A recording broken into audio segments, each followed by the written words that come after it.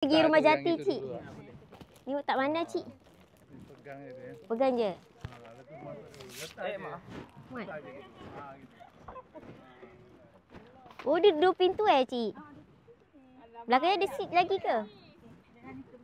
Oh, comel.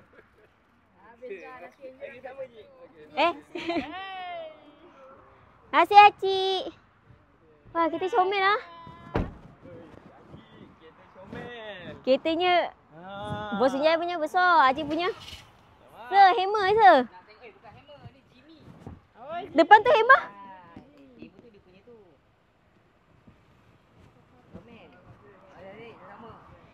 Kita ada Wira.